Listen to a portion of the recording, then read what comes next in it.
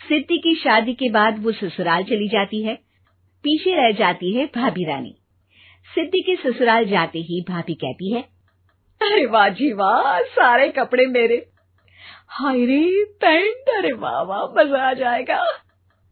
अरे ये सिद्धि की अलमारी के सामने खड़े होकर क्या बड़बड़ा रही है?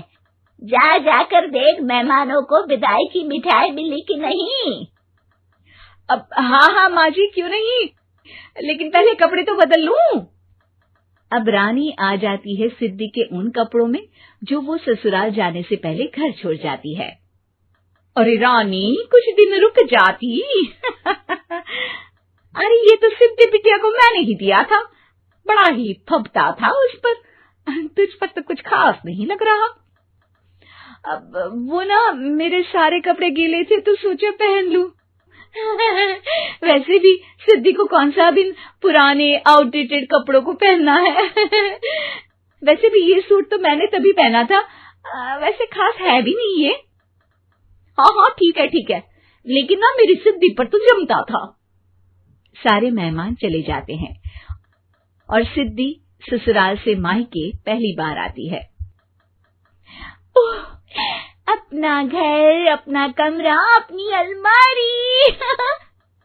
ये बोलकर जैसे ही सिद्धि अलमारी खोलती है तो सामने उसके कपड़ों की जगह कुछ और ही रखा होता है।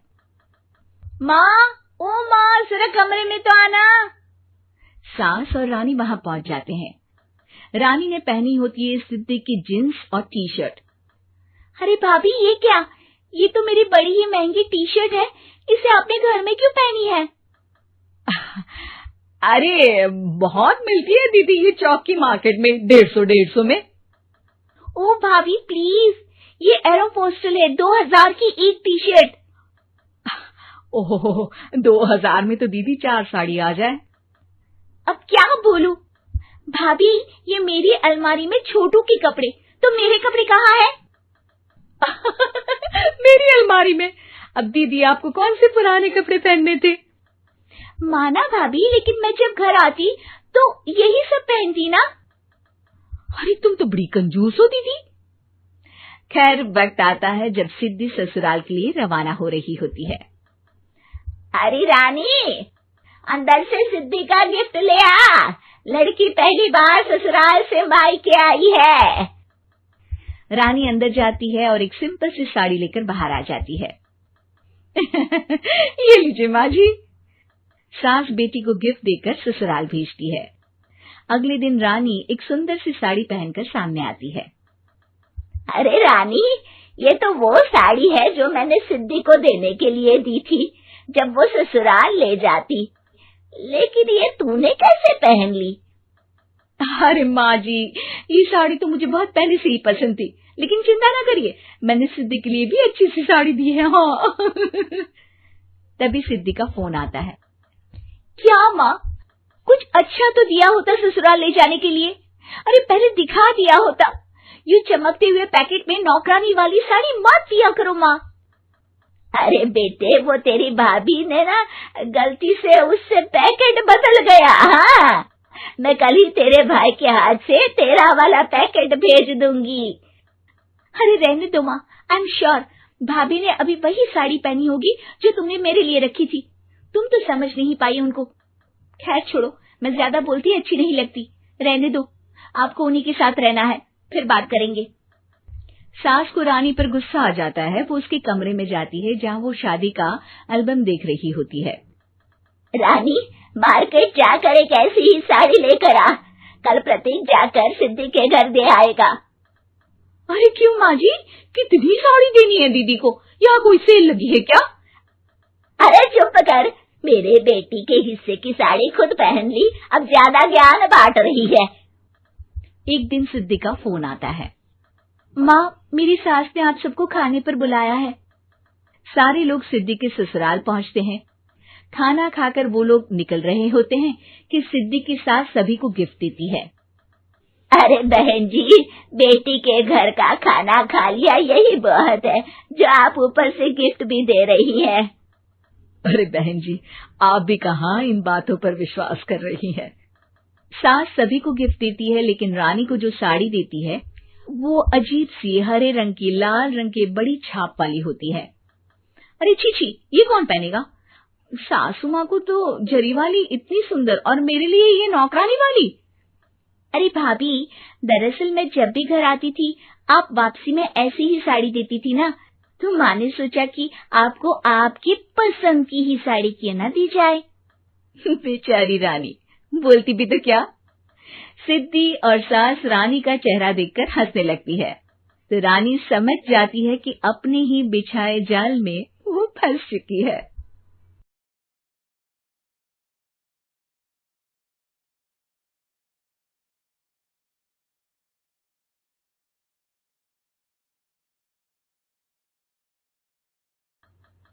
सिद्धि की शादी के बाद वो ससुराल चली जाती है। पीछे रह जाती है भाभी रानी। सिद्धि के ससुराल जाते ही भाभी कहती है, अरे वाह जी वाह, सारे कपड़े मेरे। हाय रे पैंट, अरे वाह वाह, मजा आ जाएगा। अरे ये सिद्धि की अलमारी के सामने खड़े होकर क्या बड़बड़ा रही है? जाकर देख मेहमानों को विदाई की मिठाई मिली कि नहीं। अब हाँ माँ जी, क्यों नहीं, लेकिन पहले कपड़े तो बदल लूं। अब रानी आ जाती है सिद्धि के उन कपड़ों में जो वो ससुराल जाने से पहले घर छोड़ जाती है। अरे रानी, कुछ दिन रुक जाती। अरे ये तो सिद्धि बिटिया को मैंने ही दिया था, बड़ा ही फबता था उस पर, तुझ पर तो कुछ खास नहीं लग रहा। अब वो ना मेरे सारे कपड़े गीले थे तो सोचा पहन लूं। वैसे भी सिद्धि को कौन सा बिन पुराने आउटडेटेड कपड़ों को पहनना है। वैसे भी ये सूट तो मैंने तभी पहना था, वैसे खास है भी नहीं ये। हाँ ठीक है, लेकिन ना मेरी सिद्धि पर तो जमता था। सारे मेहमान चले जाते हैं और सिद्धि ससुराल से मायके पहली बार आती है। अपना घर, अपना कमरा, अपनी अलमारी। ये बोलकर जैसे ही सिद्धि अलमारी खोलती है तो सामने उसके कपड़ों की जगह कुछ और ही रखा होता है। माँ, ओ माँ, जरा कमरे में तो आना। सास और रानी वहां पहुंच जाते हैं। रानी ने पहनी होती है सिद्धि की जींस और टी शर्ट। अरे भाभी, ये क्या? ये तो मेरी बड़ी ही महंगी टी शर्ट है, इसे आपने घर में क्यों पहनी है? अरे बहुत मिलती है दीदी ये चौक की मार्केट में, 150 में। ओ भाभी प्लीज, ये एरोपोस्टल है, 2000 की एक टी शर्ट। ओह, 2000 में तो दीदी 4 साड़ी आ जाए। अब क्या बोलूं? भाभी, ये मेरी अलमारी में छोटू के कपड़े, तो मेरे कपड़े कहाँ हैं? मेरी अलमारी में? अब दीदी आपको कौन से पुराने कपड़े पहनने थे?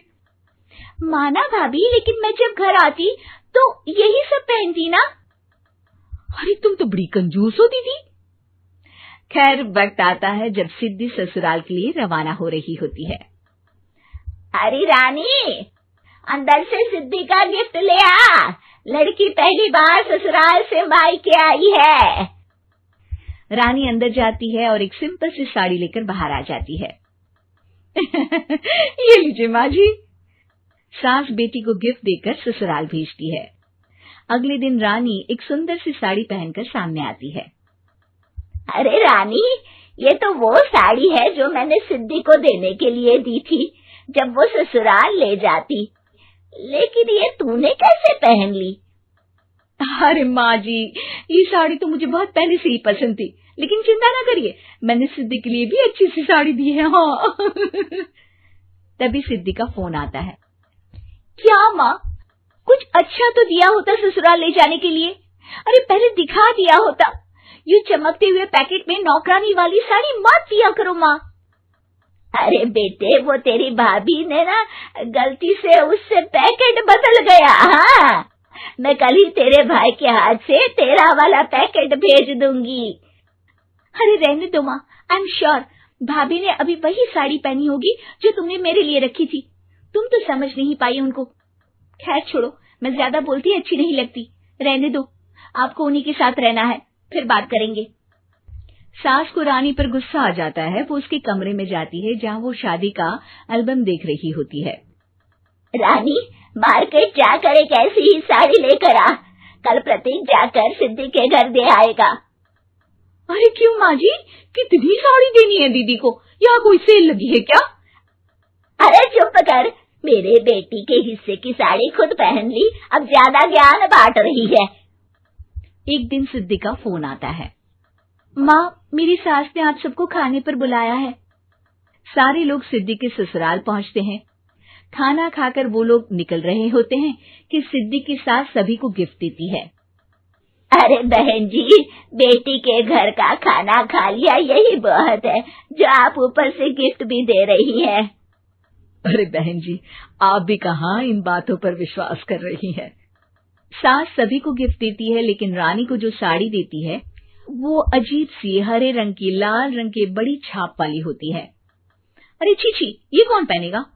सासू माँ को तो जरी वाली इतनी सुंदर, और मेरे लिए ये नौकरानी वाली। अरे भाभी, दरअसल मैं जब भी घर आती थी आप वापसी में ऐसी ही साड़ी देती थी ना, तो माँ ने सोचा कि आपको आपकी पसंद की ही साड़ी क्यों ना दी जाए। बेचारी रानी, बोलती भी तो क्या। सिद्धि और सास रानी का चेहरा देखकर हंसने लगती है, तो रानी समझ जाती है कि अपने ही बिछाए जाल में वो फंस चुकी है।